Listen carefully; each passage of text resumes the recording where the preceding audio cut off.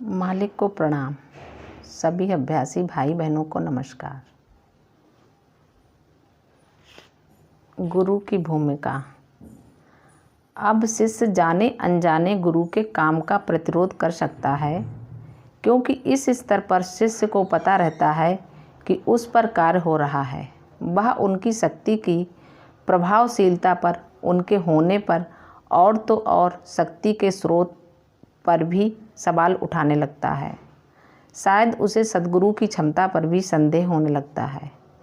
और इस तरह हम देखते हैं कि जानकारी की हालत में प्रतिरोध काफ़ी ज़्यादा बढ़ सकता है, लेकिन इस प्रतिरोध को दूर करने या जीतने में सद्गुरु को ज़्यादा कठिनाई नहीं होती। तर्क द्वारा या समझाकर, उदाहरण देकर और अपने ऊपर होने वाले मालिक के काम के परिणाम पर गौर करने का अनुरोध करके अभ्यासी में विश्वास उत्पन्न किया जा सकता है। इस तरह जो थोड़ा सा भरोसा पैदा किया जाता है, जैसे जैसे कार्य आगे बढ़ने लगता है और चेतना के एक स्तर से उच्चतर स्तर पर, अस्तित्व के एक स्तर से और ऊंचे स्तर पर होने लगता है, वह थोड़ा सा भरोसा ही बढ़ते बढ़ते श्रद्धा में, फिर प्रेम में और अंत में समर्पण में बदल जाता है। लेकिन अगर अवचेतन स्तर पर प्रतिरोध हो तो सद्गुरु का काम और लंबा हो जाता है। गुरुदेव ने अभ्यासियों को बड़े ही सही और स्पष्ट रूप से दो वर्गों में बांटा है। एक वर्ग तो चेतना स्तर पर बड़े सहयोगपूर्ण नज़र आते हैं, परंतु उनके भीतर प्रतिरोध भरा होता है। वे बिल्कुल चट्टान की तरह कड़े होते हैं। गुरुदेव इनकी तुलना आम के फल से करते हैं, जिसका ऊपरी हिस्सा काफ़ी नरम और गूदेदार होता है, परंतु भीतर पत्थर जैसी गुठली होती है। अभ्यासियों का दूसरा वर्ग बाहर से चेतना स्तर पर कड़ा होता है। ऐसा लगता है जैसे वे गुरुदेव की कहीं किसी बात या काम से सहमत नहीं होते। उनमें काफ़ी ज़्यादा प्रतिरोध प्रतीत होता है, परंतु भीतर से वे असाधारण रूप से सहयोग करते हैं। ऐसे लोगों की उपमा बादाम से दी जाती है, जिसका बाहरी छिलका काफ़ी सख्त और कड़ा होता है, परंतु उसके भीतर मुलायम और मीठी गिरी होती है।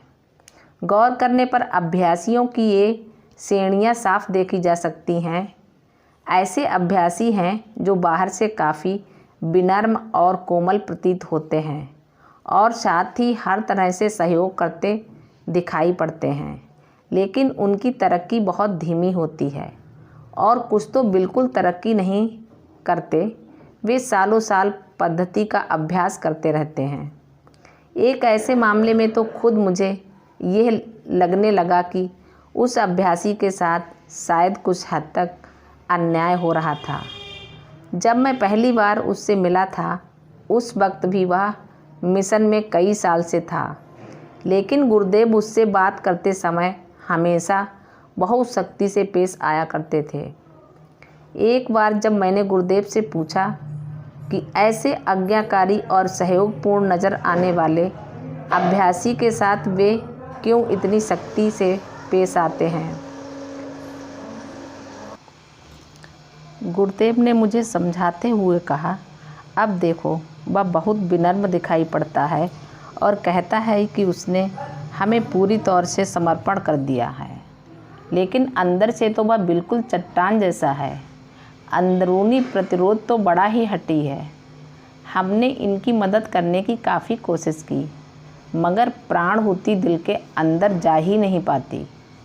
इनका दिल बिल्कुल बंद पड़ा है, इसलिए प्राणहुति लौटकर वापस आ जाती है। आप समझ रहे हो हमारी परेशानी। ऐसे आदमी की सहायता हम करें भी तो कैसे? किया तो जा सकता है, लेकिन बड़ा लंबा काम है और इन्हें धीरज रखते हुए अपने अंदर सहयोग पैदा करना पड़ेगा। इस स्पष्टीकरण को सुनकर मैं भौचक्का सा रह गया। मैंने गुरुदेव से पूछा कि यह अवचेतन प्रतिरोध अचानक कहाँ से आ गया, खासकर उस हालत में जबकि अभ्यासी में इतनी ज़्यादा लगन थी कि वह गुरुदेव तक पहुँच गया है। ये तो मैं समझ सकता हूँ कि एक किस्म के अभ्यासी में जानबूझकर या चेतन रूप में प्रतिरोध पैदा हो जाए, ऐसा आमतौर पर आपसी संबंधों में पाया जाता है।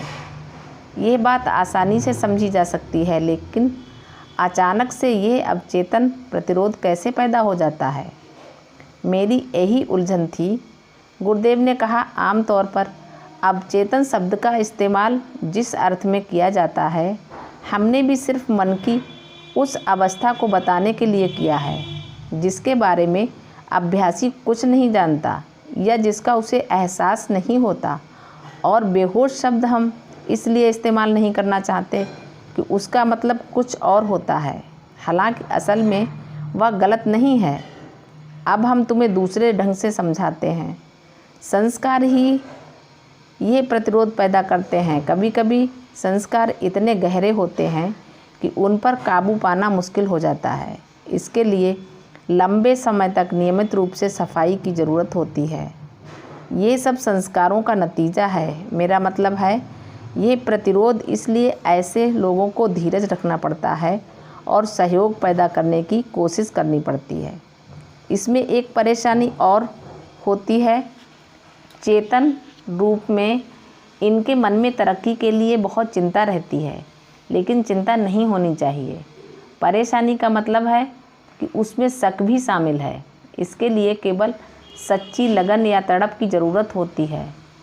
साक्षात्कार के लिए बस जुनून और लगन की ज़रूरत है, लेकिन ऐसे लोग ऊपरी आतुरता को तड़प और हम सहयोग समझ बैठते हैं और इसलिए उनका रवैया बदलना बहुत मुश्किल हो जाता है।